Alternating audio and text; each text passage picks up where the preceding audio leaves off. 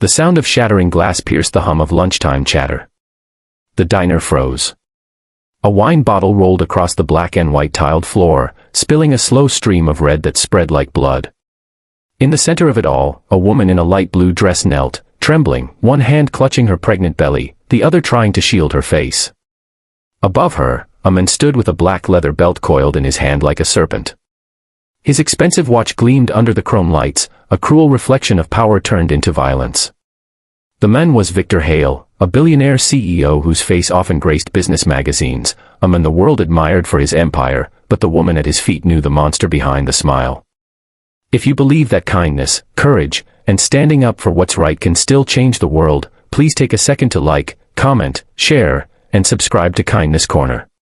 Every small act of support helps stories like this reach hearts that need to hear them. Her name was Alina. She had once believed in fairy tales, that love could conquer cruelty, that success could mean safety. But months of quiet bruises and whispered apologies had taught her otherwise. And now, inside this bright, bustling diner on a quiet Thursday afternoon, her world shattered completely. Victor's face was cold, his tone low and venomous. He didn't care about the eyes watching from the booths or the way his wife's tears darkened the fabric of her dress. He was used to control, in boardrooms, in business, and at home. Power was his comfort. Fear was his weapon. The other customers sat paralyzed. Some turned away. Others stared at their plates, pretending not to see. The waitresses near the counter froze mid-step, unsure whether to call someone or hide. The air was heavy with silent shame, the kind that comes when good people watch evil and do nothing. Alina tried to stand, her hand shaking as she reached for the edge of a booth. But Victor's voice boomed again, echoing through the diner. "Sit down," he barked. She stumbled, her knees scraping the tile, her tears mixing with the spilled wine. And then he lifted the belt. The sound of leather slicing the air made every heart stop. But before it could fall, before another blow could strike, the glass door of the diner swung open.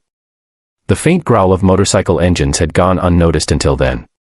The jingling bell above the door rang once, twice, and then fell silent.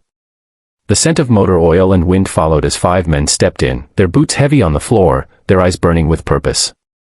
The patches on their black vests read Hell's Angels. At their center was a man named Ryder Cole. He was tall, broad-shouldered, his beard streaked with gray, his gaze calm but dangerous. He had lived enough life to recognize the face of cruelty, he'd seen it in alleys, bars, and sometimes in mirrors. But this? A man raising his hand to a pregnant woman in public. That was a line no real man crossed. Victor turned, startled but still defiant. The belt dangled from his grip. "This doesn't concern you," he spat, his voice laced with arrogance. But the bikers didn't answer. They just kept walking, slow and deliberate, boots thudding against the checkered floor. The diner was dead silent except for their footsteps. The waitresses moved aside. Even the air seemed to pause. Alina looked up through her tears, her breathing ragged. Ryder met her eyes, and in that split second, she saw something she hadn't felt in months: protection. Ryder stopped just a few feet away from Victor. He didn't need to shout. His presence said everything. His voice, when it came, was low, steady, and sharp enough to cut steel. "Put it down." Victor hesitated, trying to laugh it off. "You don't know who I am." Ryder's expression didn't change. "I don't care who you are. You touch her again, and you'll find out who we are." The other bikers fanned out behind him, silent, watching. Their eyes locked on Victor, each one daring him to move.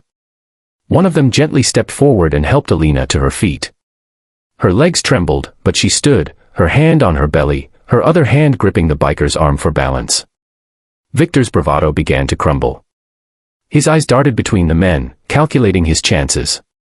He was powerful in boardrooms, untouchable in skyscrapers, but here, surrounded by men who lived by loyalty, not money, he was small. He dropped the belt. It hit the floor with a dull thud, the sound of defeat.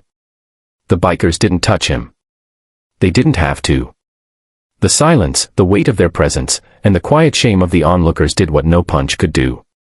Victor turned, furious and humiliated, and stormed out of the diner, slamming the door behind him. The sound echoed like justice.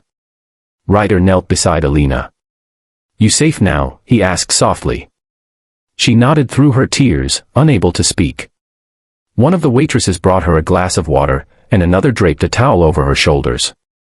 Slowly, the diner came back to life. People whispered. Someone wiped the spilled wine. The broken glass was swept away. But something deeper had shifted. The room no longer felt cold with fear. Ryder stood and looked around at the other patrons, his voice calm but firm. "Don't ever sit quiet when you see something like that. Silence protects the wrong people." Then he turned back toward the door. The bikers walked out the same way they came in, steady, quiet, leaving behind a space that suddenly felt a little safer. Outside, the motorcycles roared to life. Alina stepped to the window, watching them ride away into the sunlight. Her reflection in the glass looked different now, still fragile, still healing, but alive. For the first time in a long while, she felt a flicker of strength, and gratitude for strangers who became angels when she needed them most. Sometimes heroes don't wear suits or capes. Sometimes they wear leather, ride steel, and carry the courage the rest of the world forgets to use. If this story touched your heart, if you believe courage can come from the most unexpected places, please like, share, and subscribe to Kindness Corner. Let's spread the message that standing up for others still matters. Comment below, what would you have done if you were in that diner? And remember, kindness doesn't always look gentle. Sometimes, it looks like strength. Sometimes, it walks in wearing a leather vest and says, "Touch her again. I dare you."